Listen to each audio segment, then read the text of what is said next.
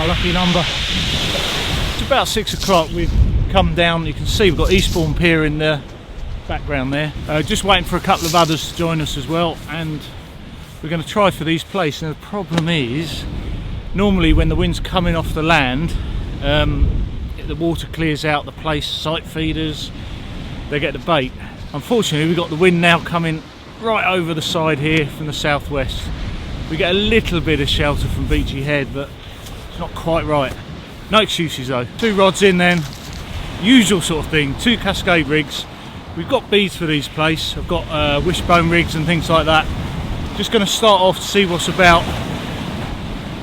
Got 4 worms in there at about 100 yards.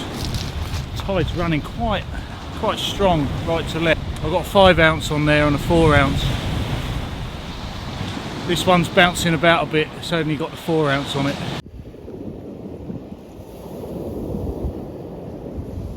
Live lug here, tipped with some razor.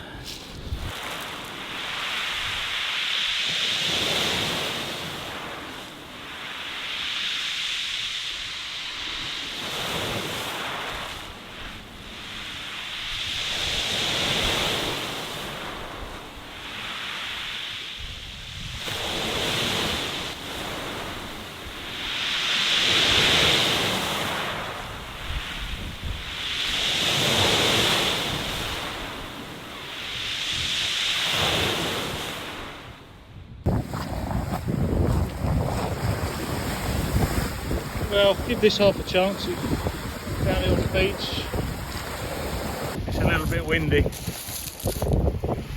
we've got some good bait thanks to Hastings Angling Centre. Sadly, washed up on the beach is a dead smoothhound.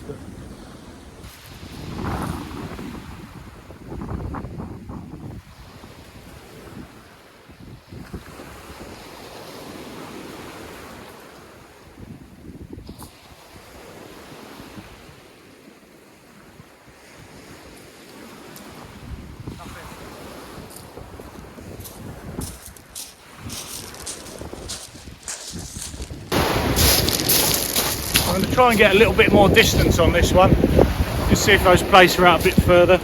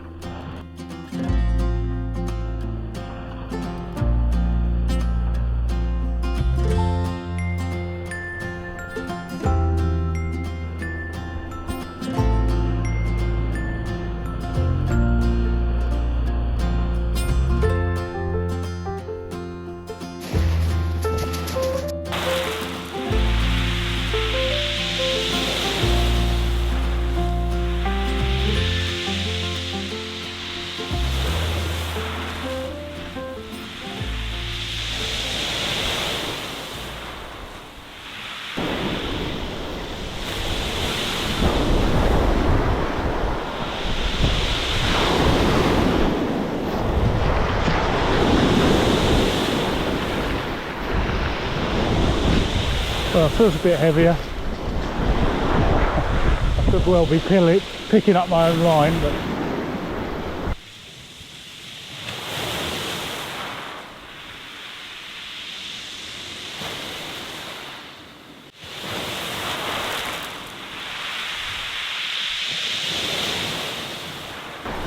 no, it's fish. Yeah. Oh, lovely.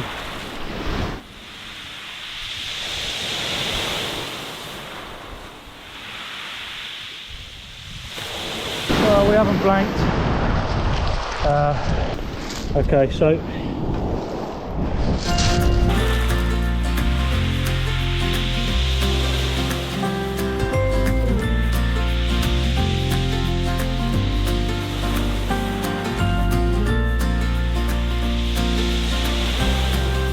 we have a Plaice. It's not a bad size, is it? That's not bad at all. So I think we might keep this Plaice, but we're going to have to unhook it. And the idea is to turn the hook. So if you can carefully get in here, you've got to turn that hook.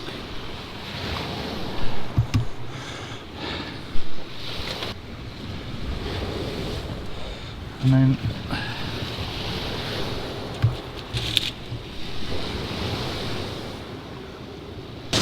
Well, I struggled a bit with that. We've got a few hook disgorgers.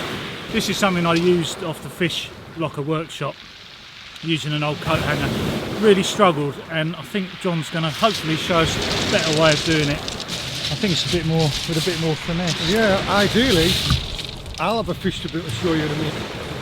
Yeah, what might be the difference there is yours. If you look at it, the gauge of the wire. The gauge of the wire that you've used is slightly bigger. Yeah, there's no difference in what you've done to what I've done. Yeah.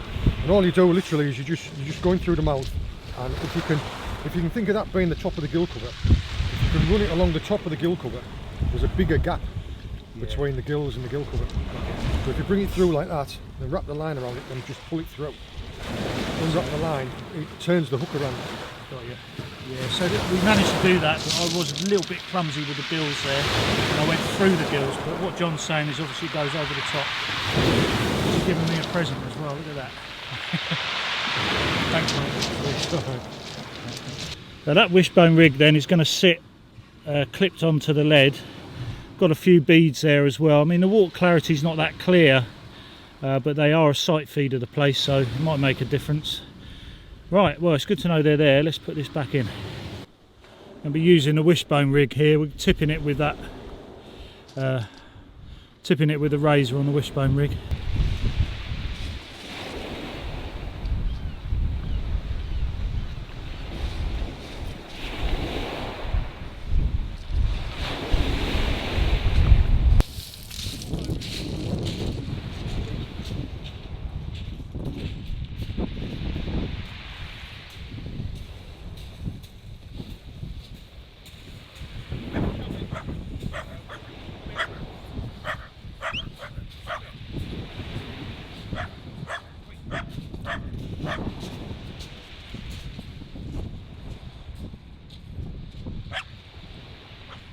It's wearing me out a bit up and down this shingle. So we're going to take a little look at Chris's setup here. It's very similar to mine, to be honest.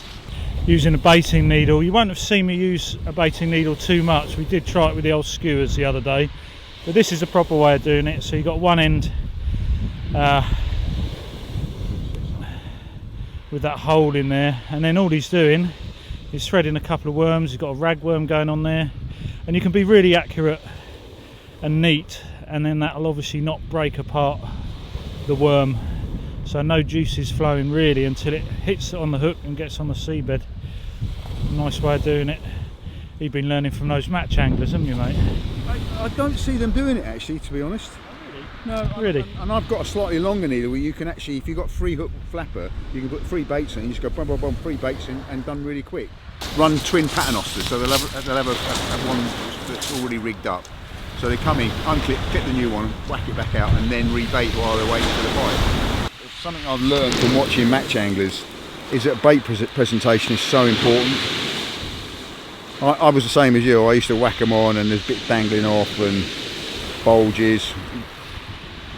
There you go. See, so the end of the hook's gone in. You have to keep this nice and taut, and then above the bait, you've got a little cascade.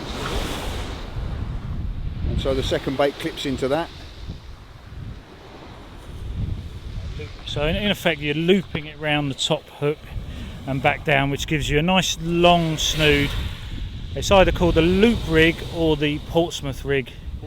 Now the only real difference, I mean, it's something you've seen on the Saltwater Angler channel. You can also see it on CJ's channel as well. I'll leave a link for that. But you see, the only difference really is on, if he doesn't mind me touching his rig, it's all ready to go. He's using the bait clip there on top of the lead rather than the lead, so it's all set up on that. But I do off the ground cast, and that just makes sure that it stays clipped together before you cast it. It's a really good point, that, because we've off the ground cast, you use it straight on the lead and it comes off, so that's a good way of. Thanks for that, mate. Every day's a school day. Every day's a school day. Had a look at Chris's stuff. Here's casting over there. Look at this. He'll do a perfect one now for the camera. You see how that Continental rod does all the work? Look at that. We always say 100 yards. It doesn't matter what distance it is, it's 100 yards. Sounds better than 99. So this is John's setup here as well. He's obviously using, and they're both braid, John. relatively small. You normally see 8,000, 9,000. I'm assuming they're 7,000 size. This is definitely a 7,000. I'm not going to tell you that because I don't. Yeah, 7,000 long casts. Yeah, he's using the 7,000 long casts. 4.2, what's 4.2? Who knows? Yeah, these surf blasters, from having a tight drag, it's only like one turn, so it's not like you're winding and winding and winding. We've only got. Now, Chris and I, we do keep touching each other, so I've put the grip lead out straight, and the rolling lead is uptight. So hopefully we should keep them apart. Yeah. The logic being is obviously that the rolling lead, as it searches out the fish, it'll move until it finds a gully. Those are natural holding points for food, which fish. That's the logic. Hopefully it'll result in a fish. Just going to show us his rig setup, which is a lot shinier than mine and a lot more like a Christmas tree. People will laugh about it. I like recycling stuff. This the rig body is actually a load of shock leader that I reeled in from a line snag, and I felt like it was about between 60 to 80 pound, so I've reused it as my rig body. The beads came off the same rig. Yeah. So it's just a very simple torque flapper, and it's got, like I say, it's not a grip lead, but it's not a rolling lead either. It will drag, but it won't roll. All I'm doing is I'm using some of the yellowtails that I pinched off you to hopefully find me a fish. I don't very often. I don't really believe in all this extra bling, and I thought, well, when in Rome, when I'm fishing for Plaice, I'll use all my fancy gear. I'm laughing because he's got everything at his disposal, but he's using basically a found rig. Recycled, and they're floating beads. Some of those, you see that should add a little bit of buoyancy. Now this tide's running a bit. But on one of them I've got floating beads, and the other one I haven't. We'll see which one picks the fish up. I like to experiment a little bit with my rigs, but prefer to use two slightly different, so that I'm experimenting more as to what's working on the day. And if I find that one rig's out fishing another, I'll switch both to that working rig. That's kind of what goes through my mind when I'm thinking about it. When I'm sat here with no fish, I'd spend most of my time thinking about what it is that I'm doing wrong. What a good point he's telling us there. You know, you're testing all the time. You've got like a chance of one thing. Are those floating beads going to be working? Is it better now to the seabed? And then you can adjust accordingly. It would be better if you were getting little bites, then at least you know there's fish there. And if I was getting little bites and I wasn't hooking up, I'd be thinking, well, why not? Are my baits too big for the hooks? Are they not finding hook points, or are the hooks too big altogether? So I would be experimenting possibly with different sized hooks, different sized baits, different hook lengths.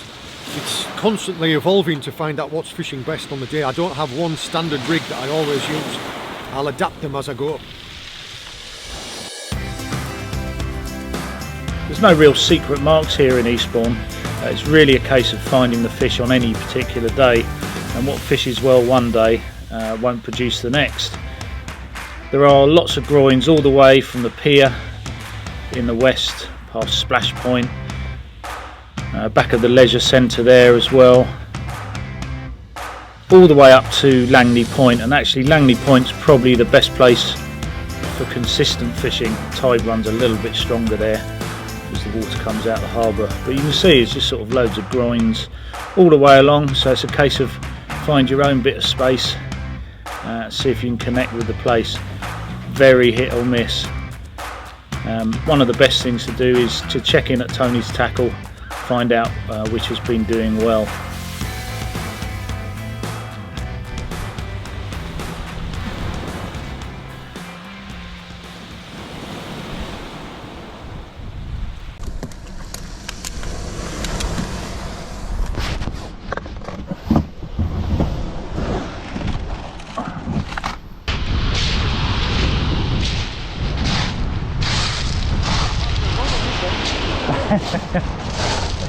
Oh yeah.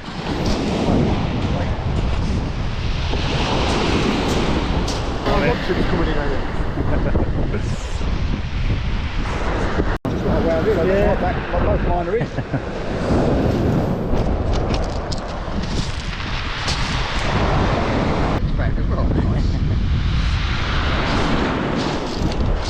Well, a little bit of cross lines, and Chris has managed to reel in a rig. 2 rigs. 2 rigs. 2 rigs. He's got this masked crab as well.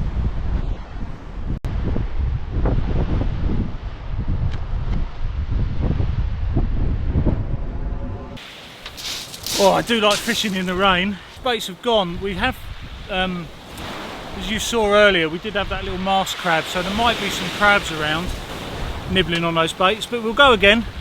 This is the wishbone rig. Let's give it another try. Well, the rain is coming down now. I'll have to clean the lens. The rain's coming down. One Plaice, is it good enough? Yeah, I think it is. Sometimes I've just got to be happy catching a fish. We've taken some good tips today as well from the chap. Just going to fish this down a little bit over high tide, so still got a little bit more of a chance of catching something else. It's come back with nothing on it again. I'm going to go with the razors on this again on the Cascade rig. We'll go again. We've got to keep trying. It's nice to get something else, especially after last week's video. We didn't catch anything. You see here the colour of the water. It is worth, with these worms, you've just got to keep rinsing them through with the salt water really, so just going to go down and do that. Got to remember, don't drop all the worms.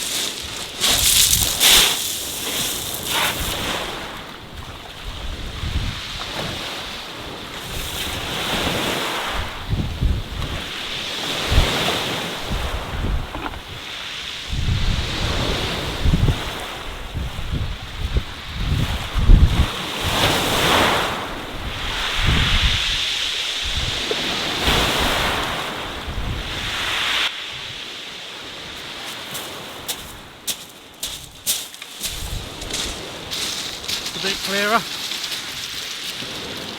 Rain. Yeah, still no bites. So we've had the top of the tide, what we call the top of the tide. Tide's come in and now it's slack water and it's going to move back again. Generally, slack water, nothing much is happening. The tide isn't moving much. Oh, it's lucky I don't mind the rain, isn't it?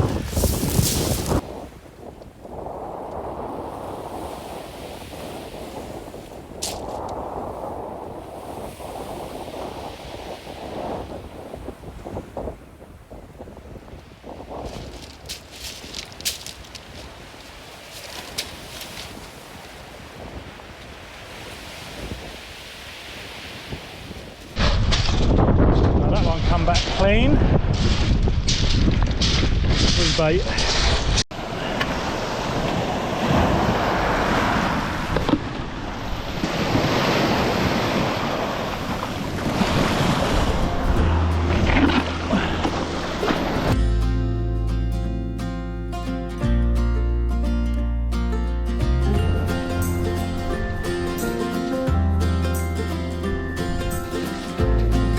And for me it really was an enjoyable day. It was great getting all those tips.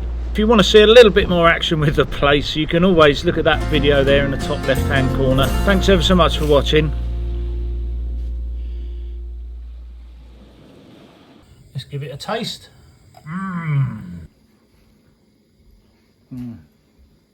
Yeah.